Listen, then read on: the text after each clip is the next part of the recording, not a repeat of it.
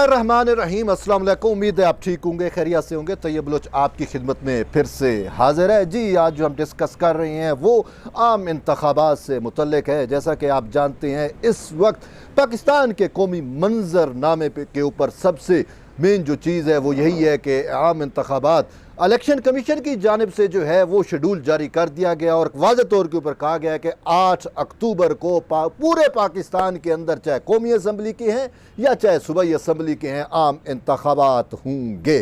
लेकिन इस फैसले से जो है वो एक नाला नज़र आती है तहरीक इंसाफ, क्योंकि तहरीक इंसाफ जो है वो अपनी 2 सूबाई हुकूमतें गिरा बैठी है और इस हवाले से अब तहरीक इंसाफ ने फिर से सुप्रीम कोर्ट से रजू कर लिया है जी। जब सुप्रीम कोर्ट की बात आती है तो फिर ट्रकों की भी बात आती है और फिर अब सुप्रीम कोर्ट के पास वो गई है कि हमारे लिए दोबारा से सहूलतकारी की जाए। ऑलरेडी सुप्रीम कोर्ट जो है वो इमरान खान के लिए सहूलतकारी करते करते खुद को उसने अवामी ट्रायल के ऊपर लगा दिया है। सुप्रीम कोर्ट अब किसी और का ट्रायल तो नहीं कर रही, लेकिन अवाम जो है वो सुप्रीम कोर्ट का ट्रायल ज़रूर कर रही है। दरअसल हुआ कुछ यूँ कि तहरीक इंसाफ को अभी जो हमें थोड़ा बहुत उसका सियासी दवाम, सियासी बका नज़र आ रही है, इस बका के पीछे सहूलतकार जजेज़ हैं। मोहतरम जजेज़ के बारे में ऐसा नहीं कहना चाहिए, लेकिन बात फिर वहीं आन पहुंचती है जब ये सहूलतकारी करेंगे, बरमला सहूलतकारी करेंगे, जब इनके बारे में हक़ाइक़ सामने आ चुके हैं कि ये किस तरीके से मैनेज होते हैं, बाकायदा उन जजेज़ के नाम सामने आ चुके हैं, ट्रकों के जो स्कैंडल हैं वो सामने आ चुके हैं। उसके बाद जो बात बनती है, जो बचती है वो यही बचती है कि सुप्रीम कोर्ट जो है वो अगर सहूलतकारी करती है, मतलब ये है कि खुद चीफ जस्टिस कहते हैं कि हम तो शीशे के घरों में रहते हैं। जब आप शीशे के घरों में रहते हैं फिर ऐसे फैसले होंगे या ऐसी सहूलतकारी होगी तो फिर पत्थर तो पड़ेंगे ना, तो फिर आप बर्दाश्त भी करना चाहिए। लेकिन बेहतर यही है कि आप जो है आपने चले जाना है, इस सुप्रीम कोर्ट ने तो यहीं पे रहना है। अवाम का एतमाद सुप्रीम कोर्ट से शेक नहीं होना चाहिए।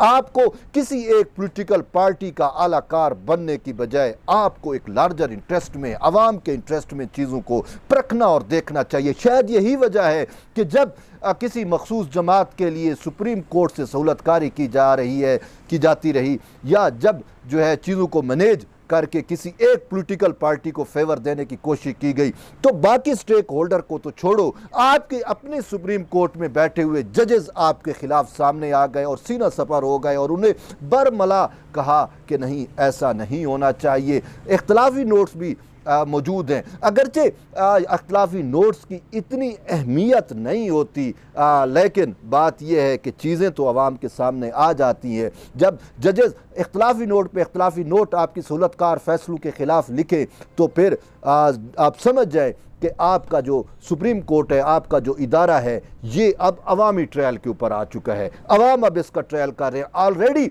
इन जजेस के ऊपर जो है वो पाकिस्तान डेमोक्रेटिक मूवमेंट और पाकिस्तान पीपल्स पार्टी जो है वो वाज़ेह तौर के ऊपर ऐसे जजेस के बारे में हम ख्याल जजेस का नाम दे चुकी है। और हम ख्याल जजेस किसके? तहरीक इंसाफ के। अब तो बहुत सारी बातें और भी आ रही हैं जो जजेस की फैमिली के बारे में है कि अगर कोई जज जो है कहीं कोई ऐसा फैसला कर भी लेता है जिससे तहरीक इंसाफ की इसको सहूलतकारी की बजाय तहरीक इंसाफ के ख़िलाफ़ आइन और कानून के मुताबिक फ़ैसला आ भी जाए, तो अब ये लगता है कि शायद उनको रात को घर में भी इंटर ना होने दिया जाए। कुछ सूरत हाल अब ऐसी ही है जो चीज़ें सामने आ रही हैं कि किस तरीके से एक बददियानत, महाकाज़िब, झूठे, चोर, जो तोशाखाना, जो सरकार का जो मालो ज़र है उसको भी जो चोरी करके खा गया, उसको सादिक अमीन जब इन्होंने बनाया तो उस टाइम ही दरअसल इस रियासत के साथ, इस इंसाफ के साथ, इस कानून के साथ, आइन की हुक्मरानी के साथ जो है सबसे बड़ा खिलवाड़ किया गया। और आज वो खिलवाड़ जो है पूरी रियासत पाकिस्तान के साथ हुआ। बात सिर्फ यहाँ तक नहीं है, आगे भी अगर आप सुने तो शर्मा जाएंगे। देखें आज जो पाकिस्तान के अंदर क्राइसिस पैदा हो चुका है, ये जो कॉन्स्टिट्यूशनल क्राइसिस है, जो माइशत का क्राइसिस है, इस क्राइसिस में भी इमरान खान के लिए अदलिया की जानिब से की जाने वाली सहूलतकारी का बहुत बड़ा किरदार है। देखिए, जब पंजाब की हुकूमत, पंजाब में परवेज़ इलाही के मुकाबले में हमज़ा शहबाज वज़ीर आला पंजाब बन चुके थे, अगर आपको याद हो डिप्टी स्पीकर का जो रूलिंग था, दोस्त मोहम्मद मजारी का जो रूलिंग था, जो पाकिस्तान मुस्लिम लीग काफ के जो कैद हैं चौधरी शुजात के लेटर के ऊपर जो रूलिंग दिया, उस रूलिंग को इन जजेस ने उठाकर बैर फेंका। जो सहूलतकार जजेस जिनके बारे में है और जिनके बारे में मोहम्मद खान भट्टी अपना वीडियो उसमें इतराफ़ में कह चुके हैं कि ये जज जो है वो मैनेज होते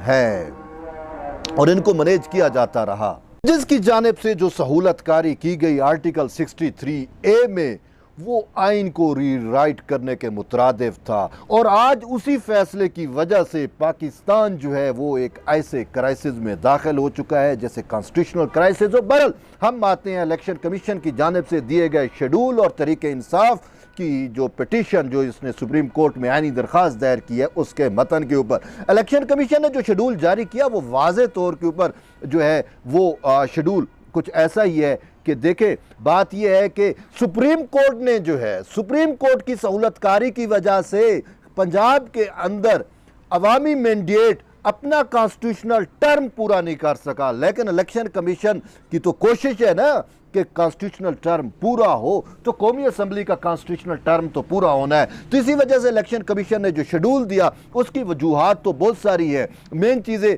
ये है कि अभी लॉ इन्फोर्समेंट एजेंसीज जो है वो अवेलेबल नहीं है।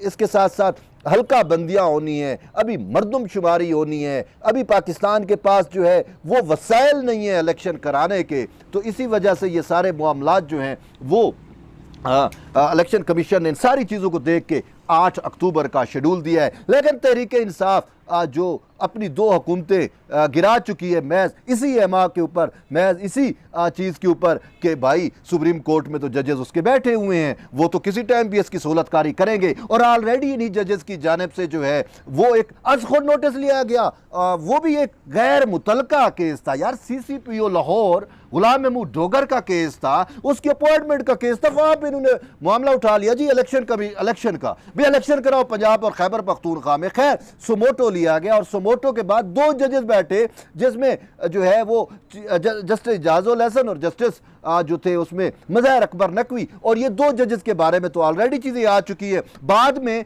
3 जजेस शामिल हुए जिसमें मुनीब अख्तर भी शामिल हो गया। तो इन 3 जजेस के बारे में तो बरमला मोहम्मद खान भट्टी का आप इंटरव्यू सुन लें, वो क्या होता है बयान सुन लें जो उन्होंने इतराफ़ी बयान दिया हुआ है, उसमें तो सब कुछ वाज़े है कि किस तरीके से ये जज मैनेज होते रहे। तो बहरहाल इन्होंने गुलाम महमूद डोगर के मामले में इलेक्शन का शेड्यूल जारी करने की अटेम्प्ट की, जिसके बाद मामला कुछ ऐसा बिगड़ा कि चीफ जस्टिस को 9 रुकनी लार्जर बेंच बनाना पड़ा। जब 9 रुकनी लार्जर बेंच बैठता है तो उसमें से मोअज़्ज़िज़ जजेस ने जो है बरमला जो जजेस मैनेज हुए उनके ऊपर इख्तलाफी नोट लिख दिए। जस्टिस मज़हर नकवी के खिलाफ इख्तलाफी नोट आ गया, जस्टिस जाजुल हसन के बारे में ऐसी बातें आ गई कि वो अपना माइंड जो है वो डिक्लेयर कर दिया गया।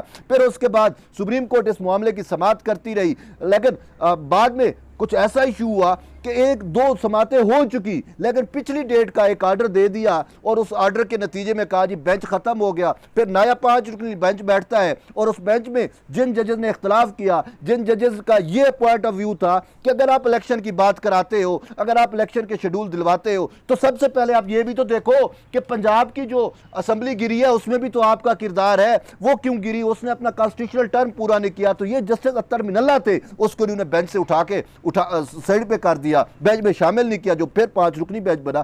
फिर उसके बाद जस्टिस और भी जजेस जस्टिस याह्या खान अफरीदी को शामिल नहीं किया। बहरहाल इन्होंने अपने तौर के ऊपर चीफ जस्टिस की सरबराही में 5 रुकनी बेंच, जिसमें जो है चीफ जस्टिस थे, जस्टिस मुनीब अख्तर थे, जस्टिस मोहम्मद अली मजहर थे, ये 3 हो गए। दूसरी साइड पे जस्टिस जमाल खान मंदूखेल थे और जस्टिस मंसूर अली शाह थे। अब इन 2 जजेस ने कहा, मंसूर अली शाह और जस्टिस जमाल खान मंदूखेल ने कहा कि हम एग्री हैं जो जस्टिस अतर मिनल्ला कह चुका है, जस्टिस याह्या अफरीदी कह चुका है। लेकिन इन 3 जजेस ने कहा कि गवर्नर से मुशावरत करके, सदर से मुशावरत करके शेड्यूल जारी किया जाए। अब मामला फिर ये आ गया कि जो हुकूमत है, अटॉर्नी जनरल और वजीर कानून, उन्होंने बरमला प्रेस कॉन्फ्रेंस की और उन्होंने कहा कि ये फैसला जो है ये फैसला 3-2 का नहीं है, बल्कि ये फैसला जो है वो इसकी हैयत जो है वो तब्दील हो चुकी है। 1-5 का या 5-2 का फैसला उन्होंने कहा कि ये इस तरतीब से बनता है। तो बहरहाल फैसले के ऊपर भी डाउट हुए कि अक्सरियती फैसला कौन सा है, अकलियती फैसला कौन सा है। बहरहाल बात यह है कि अब दोबारा इन्होंने रजू तो किया है, अब रजू किया है तो बेंच कौन सा बनेगा, ये फिर से हमारे पास सबसे बड़ा सवाल उठ गया कि आया वो मैनेज होने वाले जजेस बैठ के ही फिर मैनेज करेंगे या आइन कानून के मुताबिक अगर बेंच बनता है तो फिर कौन से जजेस शामिल होंगे। वो जजेस जो मज़ाहिर नकवी और जस्टिस एजाजुल हसन के बारे में जो है वो अपने इख्तिलाफी नोट लिख चुके हैं।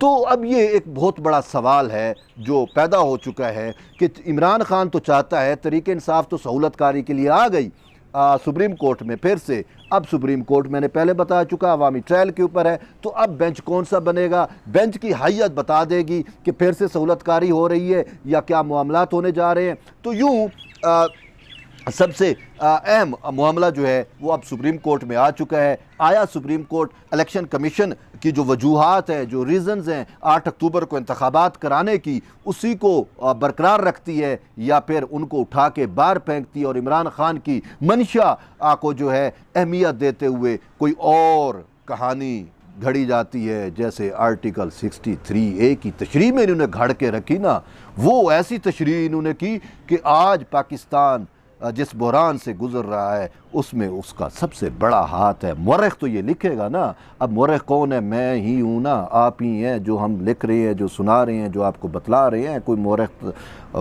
बाद में कोई आने नहीं लगा। ये वो चीज़ें हैं जो हम आपको हक़ाइक़ बता रहे हैं। बहरहाल इस हवाले से जब कोई बेंच बनेगा, जब कोई अपडेट होगी, हम आपको आगाह करेंगे। तब तक जुड़े रहिए तैयब बलोच के साथ। इंशाल्लाह मिलते हैं एक नई वीडियो में। इजाज़त दें, अल्लाह हाफ़िज़।